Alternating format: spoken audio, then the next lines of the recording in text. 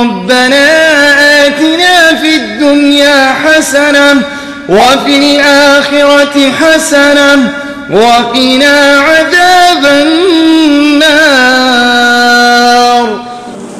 एक ज़माना ऐसा आएगा कि शायद कि ऑनलाइन जनाजे की नमाज होगी, ऑनलाइन मस्जिद में नमाज होगी। मेरे मोहतरम दोस्तों, कहाँ तक हम पहुँच गए हैं। अल्लाह के रसूल सल्लल्लाहु अलैहि वसल्लम की पेशिंग गोई। आज जो हमारी हालत ये है कि हम तो ये है कि हमने किताबुल्लाह सुन्नत रसूल को छोड़ दिया, हमने नमाज को तर्क कर दिया, ज़कात को छोड़ दिया, हज को भी कहाँ पे डाल दी, पसे पुस्त डाल दिया, कोई खबर नहीं है।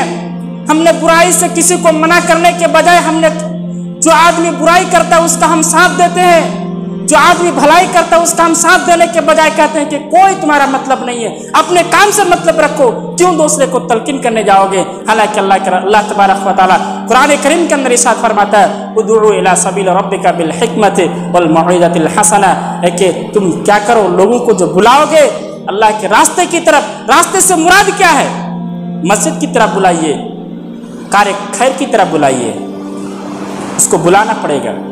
जो आदमी जानता है अनजान को बुलाएगा, जो आदमी पढ़ा लिखा है वो जाहिल को बुलाएगा, और जो आदमी कुछ नहीं जानता वो मस्जिद की तरफ बुलाएगा कि चलो भाई नमाज क्यों नहीं पढ़ते हैं, नमाज आपको नमाज पढ़े बगैर आप मुसलमान कहलाने का हक नहीं रखते हैं, तो इस तरह क्यों है।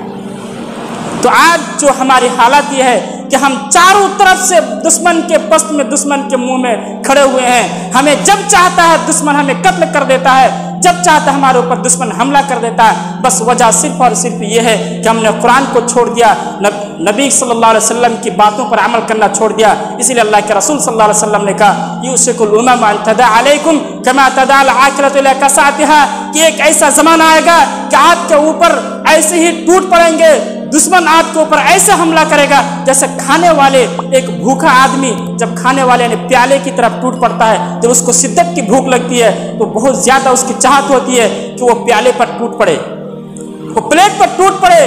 ऐसे ही तुम्हारे ऊपर एक जमाना ऐसा आएगा कि लोग तुम्हारे ऊपर ऐसे ही टूट पड़ेंगे जैसा खाने वाले प्याले की तरफ टूट पड़ते हैं।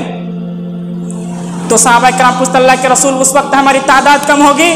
अल्लाह के रसूल ने कहा, नहीं, तुम्हारी तादाद ज्यादा होगी, लेकिन गुस्ताकुम का गुस्सा सैल तुम्हारी मानिंद एक समंदर के झाग के बराबर होगी, तुम्हारी कोई हैसियत नहीं होगी। आज इस दुनिया के अंदर पता लगाइए कि हमारी तादाद कम है, हमारी तादाद कम है? नहीं, हमारी तादाद कम नहीं है।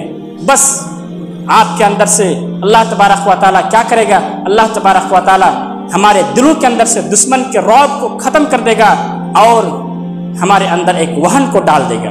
सहाबा किराम पूछते, अल्लाह के रसूल ये वहन क्या चीज़ है? का हुब्बुद दुनिया व कराहियतुल मौत, लोग दुनिया से मोहब्बत करने लगेंगे और मौत से नफरत करने लगेंगे। सेम वही जमाना आ चुका है और वही चीज़ आ चुकी है जो अल्लाह के रसूल सल्लल्लाहु अलैहि वसल्लम ने पेशिंग गोई दी थी कि हम में से हर आदमी मरना नहीं चाहता है और हम में से हर आदमी यही चाहता है कि मेरी दुनिया आयश इशरत में गुजर जाए। तो हम दुश्मन के मुंह में क्यों ना खड़े, हमारे ऊपर दुश्मन क्यों ना हमला करे। सब हमारी गलती है। जैसे जैसे हमारा ईमान कमज़ोर होगा वैसे ही हम पर दुश्मन हावी हो जाएंगे।